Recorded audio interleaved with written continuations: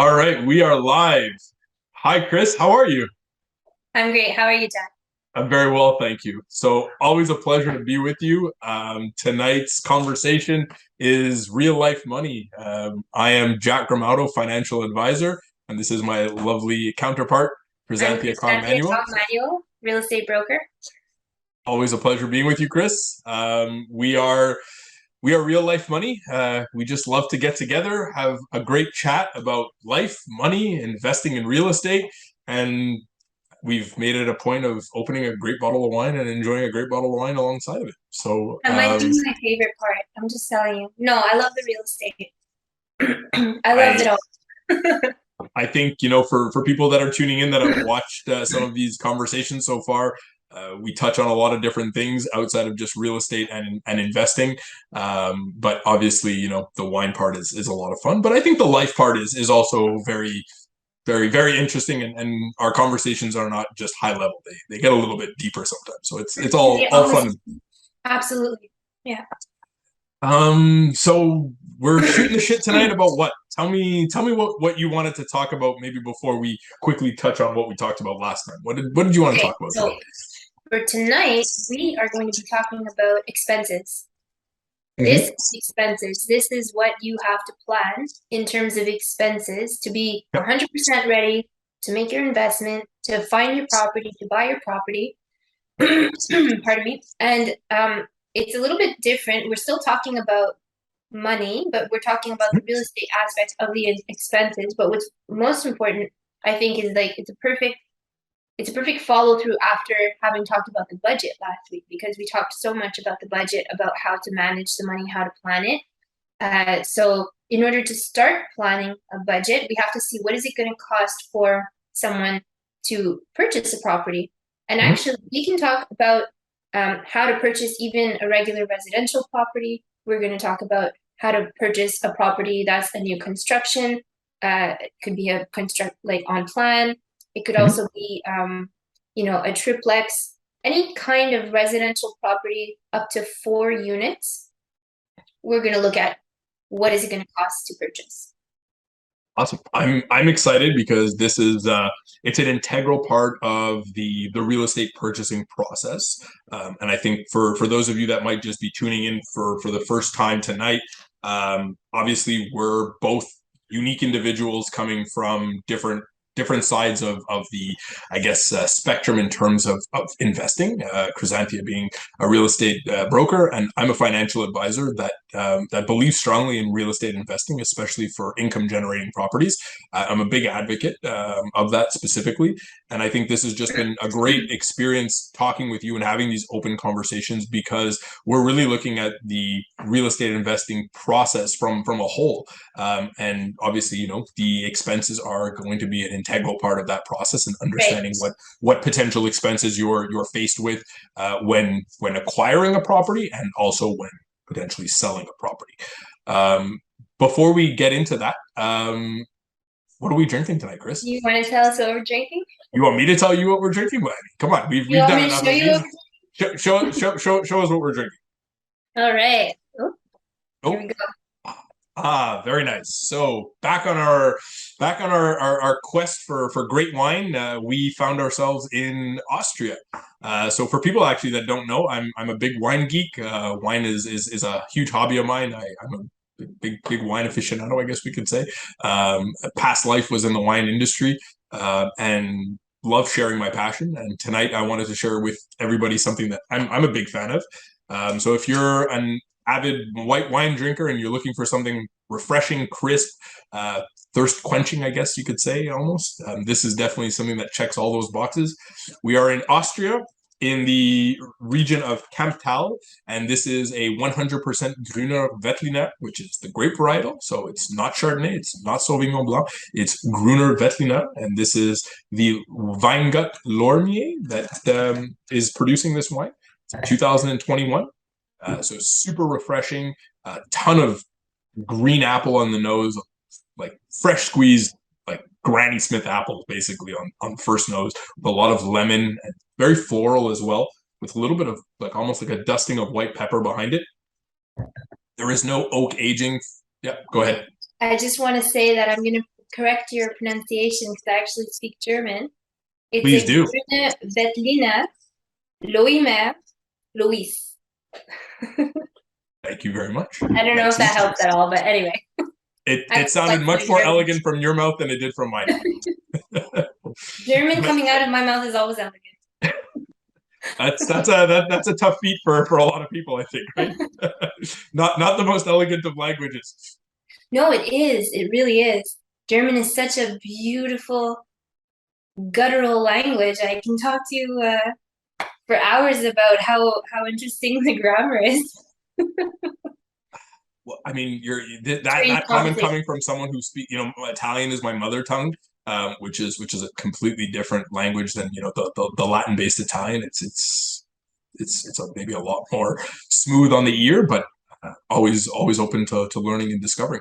It's a matter of preference. I mean, I decided to learn German because I said to myself, I want to be able to speak and transfer information through this, like, when I was choosing my language, I was like, okay, well, there's German and there's Spanish, and Spanish was easy, but German is like, okay. But you have a knack for languages. Remind me, how many languages do you speak? I speak 4, but two dialects of Chinese. So I speak Mandarin and Cantonese. But the Mandarin is like, it's basic. Okay. Cantonese is much better. And my German is a little out of practice, but man, do I love it. It's such a beautiful language, really. Yeah, it's languages, you definitely have to practice them to keep them sharp, that's for sure. Yeah, that's right. But I mean, anytime I go back to Germany, so I've never been to Austria, but anytime I go back to Germany or when I'm with my German friends, we try to like shoot the shit in German. I like it. Yeah, Spanish friends as well. And so I just piggybacked completely on your Not at all. No, piggyback away. I think it's great. But yeah, all that to say, this is a super fresh, easy drinking white. Obviously, in the theme of drinking wines that kind of just drink themselves, so to speak. This is dangerously good. I was mentioning earlier that it's not aged in oak, so you don't have that caramel, butterscotch, smoky touch to it. It's really just crisp, refreshing, almost salty on the finish, especially on the palate, which is quite nice. For people that like oysters, I mean, this is dangerously good. I just wanted to sprinkle something that I think we've been adamant on saying in all our conversations, is that obviously these conversations that we're having is not to be taken as recommendations for any type of financial matter. I think it's super important for everybody listening at home to recognize that we're talking about different concepts, different ideas, different strategies. But I think for anybody that is interested in exploring these different ideas on a deeper level, always consult, sit down with a professional, whether it's a real estate agent, whether it's a financial advisor, whether it's a mortgage broker, accountant, notary, you name it. Have a professional network around you. Obviously, if you want to seek guidance from Chrysanthia or I, by all means. But at the end of the day, we just want to make sure that people know that this is just general easygoing conversation, because we're two passionate individuals, and it's not to be misconstrued as direct advice.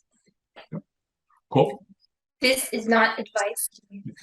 We'll do an episode on that.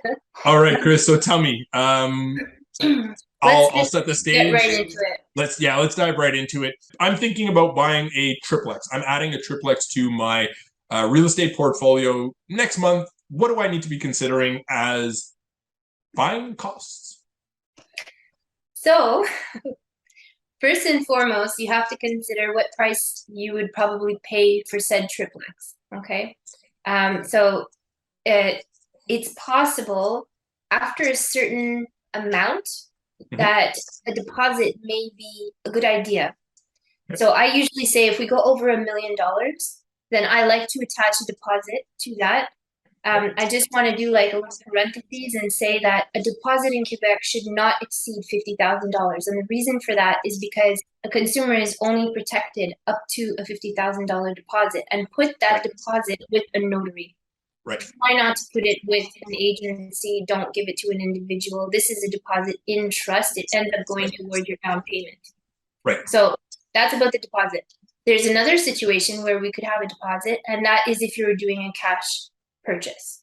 If Right. you do a cash purchase, it's highly recommended to put a non-refundable deposit because you need to guarantee that you're going to make it to the notary. If you're not getting a mortgage, Mhm. a non-refundable deposit is recommended, whether it's a triplex or any other type of property. And that deposit is helping the buyer secure the property. Definitely helping them secure the property, but also it's giving assurance to the seller that the buyer is going to make it to the notary.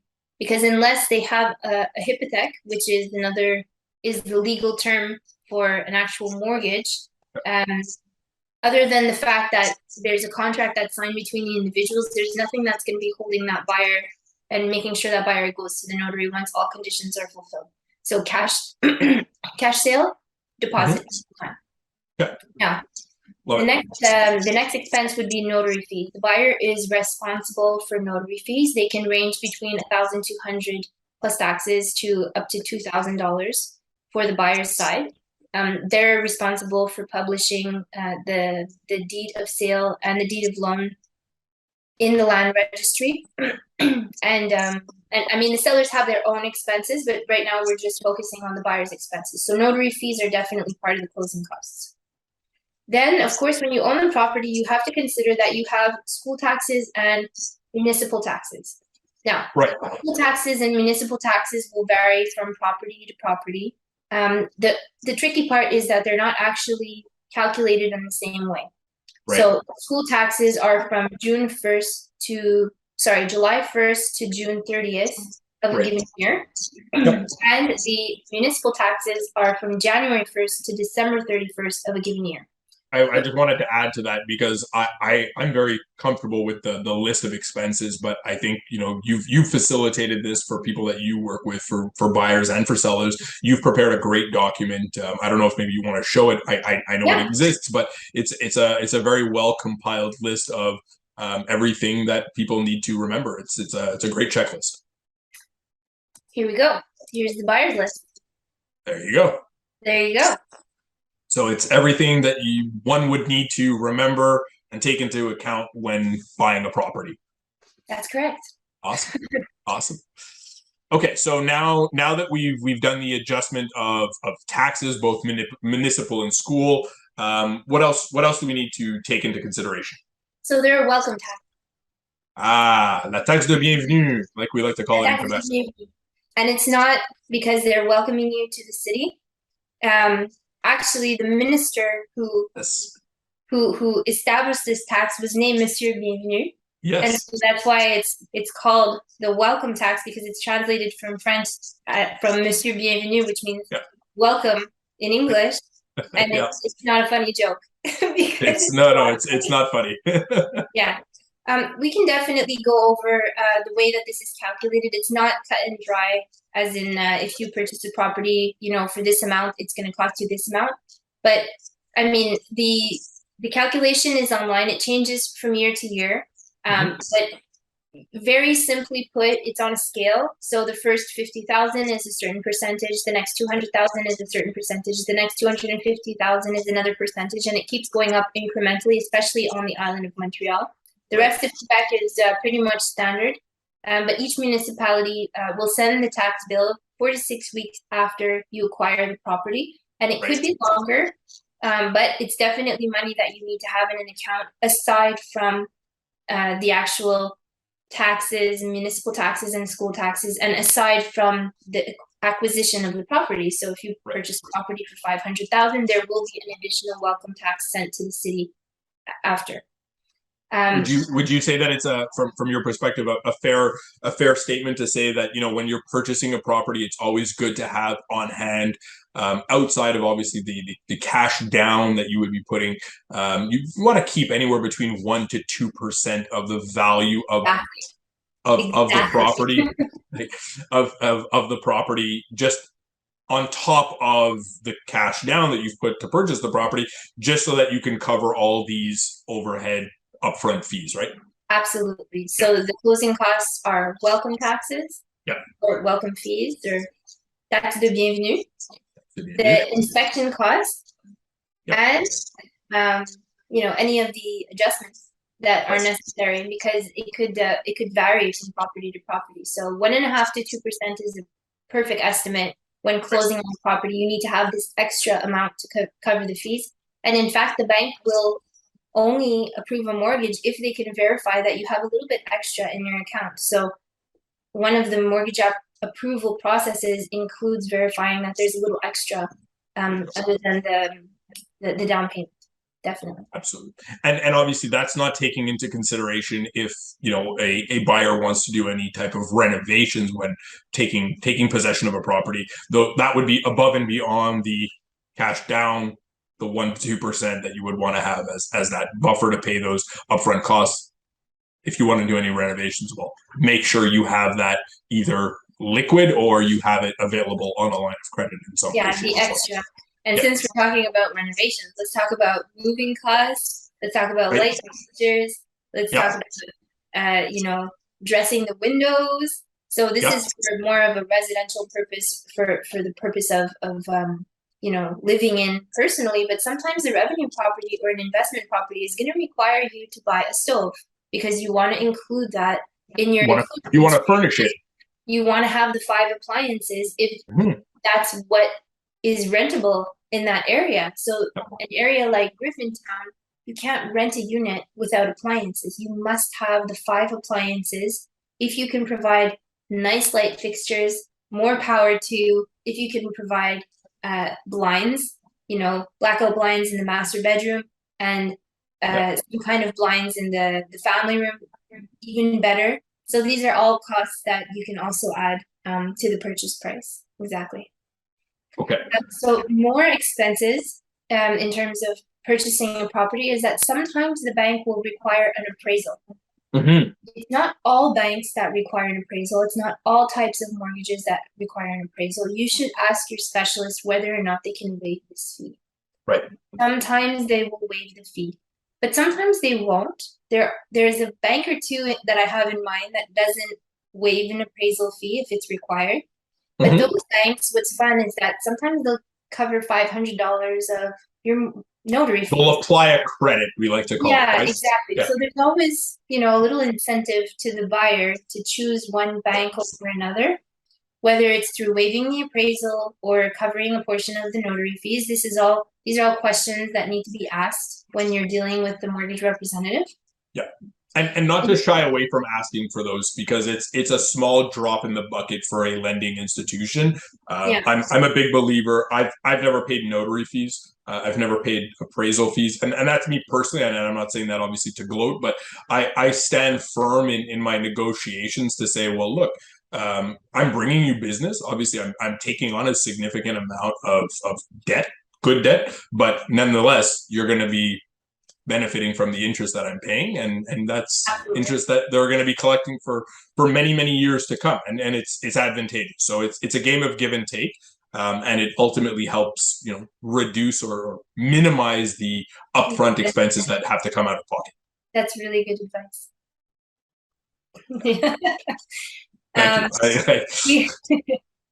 We touched briefly on the inspection. Now, an inspection can cost anywhere from $500 to $750 plus taxes, and if a more pronounced expertise is required because of old plumbing or foundation specialist that has to come in, definitely we're going to have to look at a higher amount because these are specialists that won't just do an expertise for free. Right. So I would say for smaller investments, let's say at least $500 plus taxes. You do need property insurance when you sign your deed of sale, your deed of loan, and your deed of sale at the notary. So the proof is going to be required by the notary. The notary is going to verify that you have building or tenant or home insurance. Home insurance. So maybe I'll clarify a little bit because there is a big difference between home insurance and what I think you're referring to, which would be the mortgage insurance, which is typically offered by or proposed by a lending institution. The home insurance or the property insurance more specifically is going to be the insurance that is going to cover the actual property in the event of fire, in the event of flooding, in the event of an actual disaster that's going to impact the building to potentially have to rebuild the building. And that's something that I I can refer professionals, but that's not part of my mandate as a financial advisor. I insure people, I don't insure things. So I insure lives, personal and corporately, but I don't insure homes, I don't insure boats, I don't insure cars, those types of things.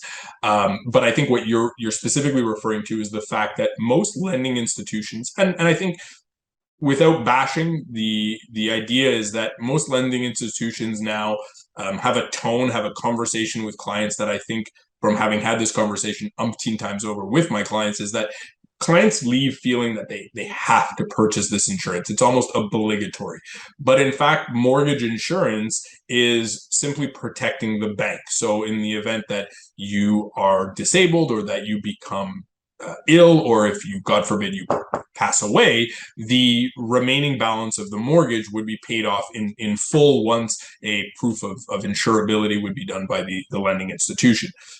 A very, very simple workaround from a cost perspective and from structuring your coverage. So to really make sure that you're in the driver's seat and that you control the decisions that are being made in the insurance planning, would be actually to purchase individual insurance. And that's obviously something that I talk to my clients about, just understanding the benefits and how these plans can be structured so that they're in the individual's benefit and not in the lending institution's benefit.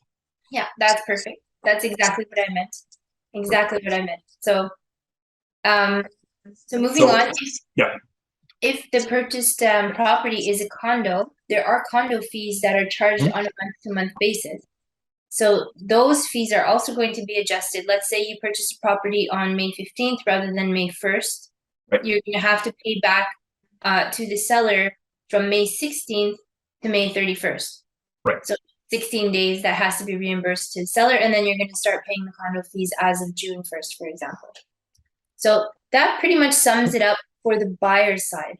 Okay. And now, sorry, what I just maybe wanted to sprinkle in there was the fact that now I'm in no way an accountant, but having had the experience in the past, is that a lot of these fees, obviously, if the property that you're purchasing is a income generating property or is a secondary property for investment purposes, a lot of these fees become tax deductible because the property you're purchasing. Good point.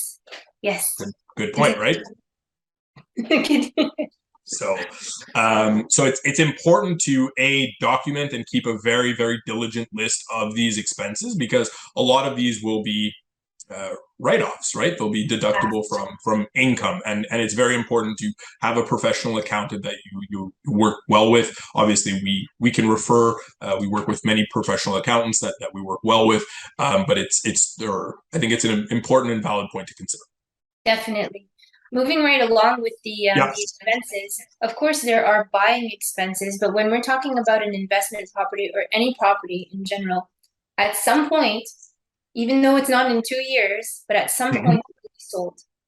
And if the property is sold, there are expenses as well. So I think that it's worth it to talk about what are the selling expenses, even though you might not be selling next year, even though you might not be selling in 5 years and 10 years. It's still nice to know what are the selling expenses. Just, God forbid, something should happen within the next few years, to give you kind of an idea of what are the fees that would be applicable right now.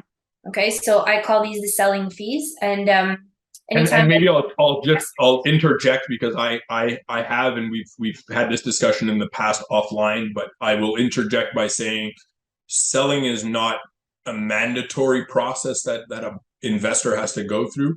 I know there's multiple schools of thought. I'm of the school of thought that for the acquisitions that I make, I like to buy and hold. I have very little aspirations to sell properties, especially over time as they gain in value. You can utilize the equity that's being created. You can leverage that equity, and you can buy additional properties and grow your real estate portfolio, right?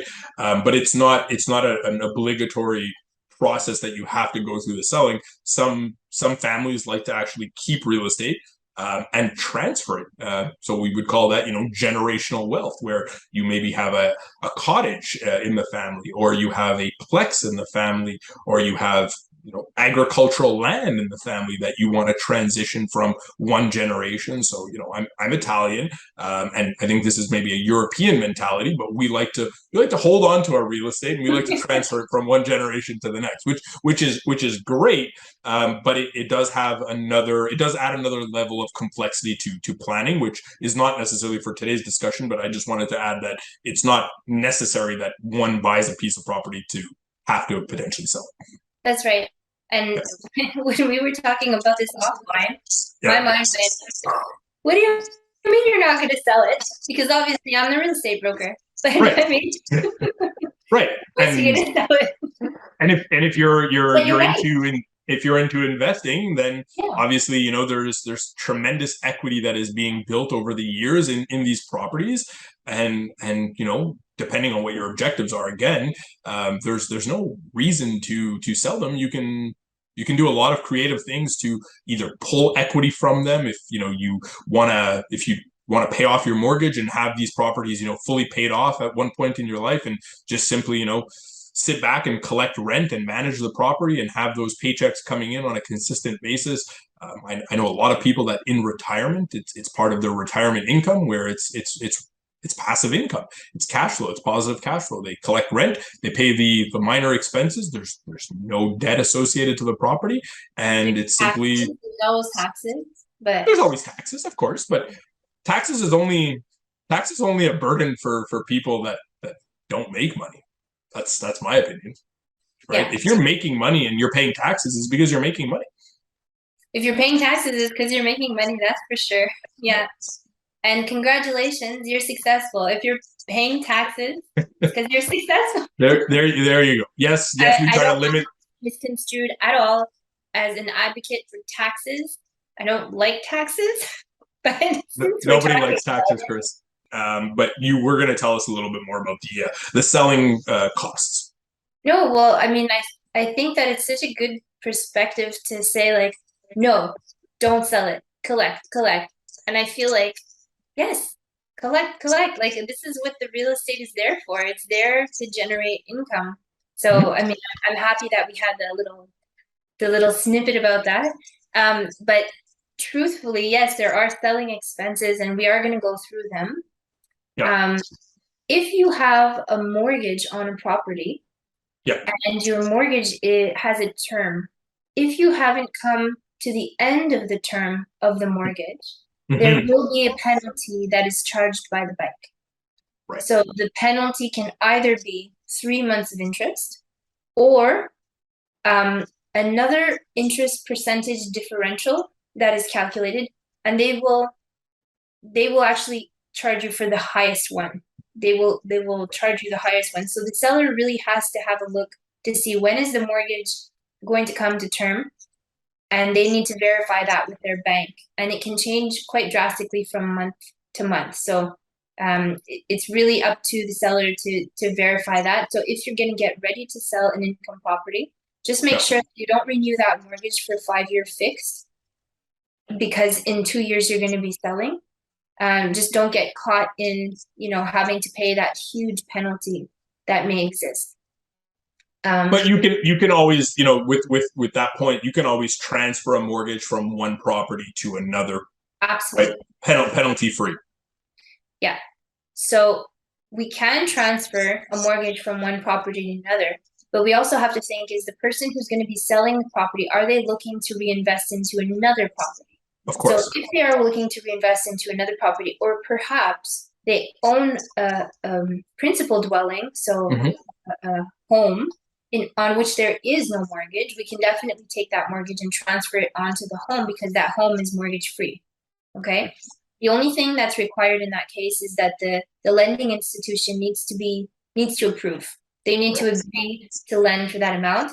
And let's say the interest rate happens to be significantly low, we can actually sometimes sell that property and sell the mortgage along with it, with that rate, because that gives the benefit of the new buyer to take over that mortgage as long as they qualify, and then they'll benefit from a lower interest rate rather than perhaps a higher interest rate later on.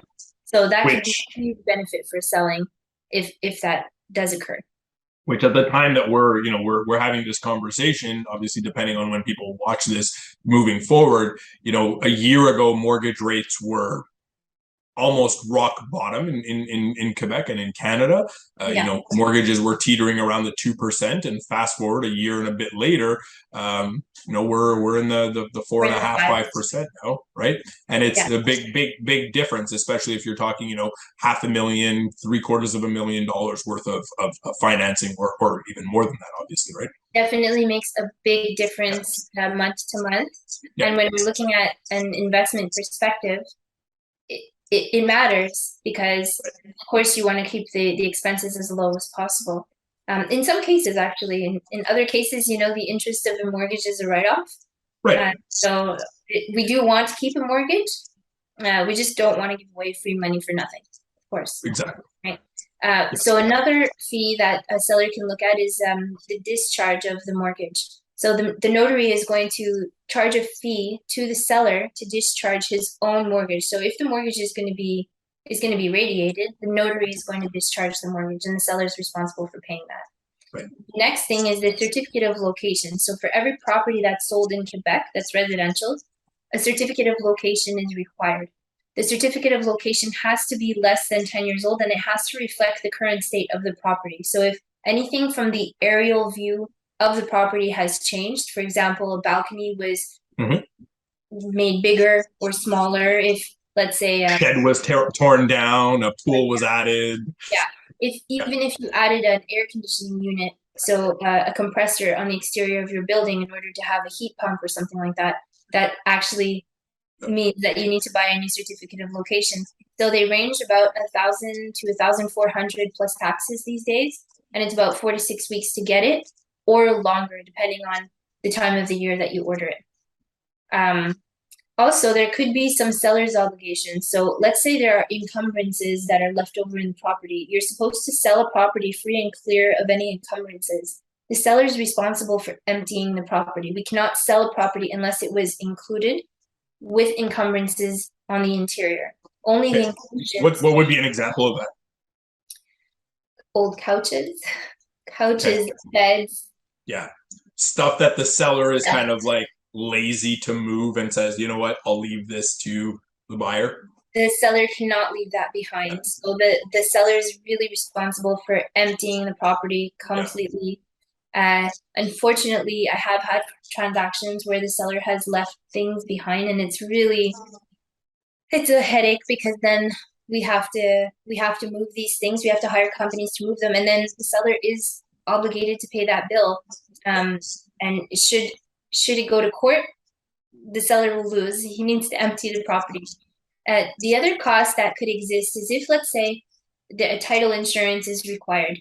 There could very well be an encroachment with a fence. There could very well be some kind of a municipal bylaw that has changed. That is servitude. It's servitude that is no control of the seller whatsoever. It's just a reality of the property. Well, that's the seller's obligation. So the seller may have to buy a title insurance on behalf of the buyer in order to protect them. But the truth is that when the buyer sells the property, if this do the same thing exists again, the buyer will buy it for the next buyer. So it's sort of a reality with older properties. Title insurance tends to come in. And if the certificate of location hasn't been received yet, we can still pass title at the notary, but the title insurance is still going to be required. So most of the transactions that I see require title insurance, and most of it is paid by the seller. Okay. Finally, capital gains. Do you want to talk about capital gains? Capital gains, our favorite, right? So in Canada, when you own a piece of real estate that is not a primary residence, you are taxed on a percentage of the growth. And that is obviously depending on the purchase price. So the purchase price is kind of what we would call the adjusted cost base, the ACB, and the sale price. So if you buy a property for $500,000 and you sell it a couple of years later for, let's call it, $750,000, then a percentage of the gain is taxable, and that has to be paid because the government wants their piece of the pie as well, unfortunately, right? So obviously there's there's a few factors, and I'm being very, very broad with that comment, but there's a few factors that need to be taken into consideration. And again, I'm gonna kind of casually just pass that off to an accountant, because I think it's important that at that point in time you seek an accountant's advice to be able to understand what exactly that, we'll call it, the looming tax bill is, because there will most likely be a tax bill to pay, but it might just be a question of trying to mitigate and minimize the taxes that you do have to pay, right? But again, if you're paying taxes, it's because you made money, right? The flavor of the day. Flavor of the day. One last expense that I want to talk about, and it's sneaking in an extra expense. Pardon me? Sneaking in an extra expense. Well, it's the brokerage fee. Of course. Of course. Because if you're going to sell a property, you need to use a real estate broker. And the benefit of using a real estate broker, of course, has to do with the fact that your transaction is protected. So we have a professional liability insurance that we pay into. Each one of us real estate brokers has a license that we have to uphold. We have access to Centre-Ouest. We have access and the knowledge, because we sell 30 plus properties per year rather than just once or twice in a lifetime. We know the trends. We know what buyers are looking for. We have the eye for the photography. We know how to sell the property. So definitely the brokerage fees are something that need to be taken into account. And I'm not going to lie, it is the most expensive of the sale process. So these days in Quebec, the brokerage fee to sell a property ranges from 4% of the property that's sold to even 6%, I've seen in some cases. And that 4% or that 6% is not the listing broker, the one that puts the sale on Centre-Ouest. It's not the listing broker that's keeping it for themselves, but a broker's job is to network with other brokers. Okay, so that means that the fact of putting it on Centre-Ouest means, hey, other brokers, look at this property that I have to sell. Bring me your clients that are already pre-qualified and ready to buy a property exactly like this one. And so if that's the case, the other brokers will share a part of the commission. So if, let's say, it's at 5%, oftentimes it will be split 50-50, 2.5% to 2.5%. And it's always taxable because it's a goods and service. It's a service. So it's taxable. So if it's a 4%, if it's a 6%, it's plus taxes. Yeah. And I just want to end the expenses on one note, because I mentioned that brokers are meant to sell properties, but actually a real estate broker's primary responsibility is not to sell properties. It's protection of the public. Our main role is to protect the public through a real estate transaction, whether it's a sale, whether it's a purchase. We must protect the public first and foremost. And the OACIQ, which is our governing board, is the one that makes sure that all brokers have a standard that we live up to and we apply the law. So you can be sure that when you sell a property through a real estate broker, it is an insured transaction. And should anything go wrong, there's a professional liability insurance, the same as a doctor, a lawyer, or any professional, such as a notary, such as an advisor. Yeah, absolutely. We have to protect the services and the advice that we're providing our clients in the event that we're obviously held liable. It's a very valid point. And I'm glad we'll end on that note, because I think it's a great synopsis that we've given everybody during this conversation.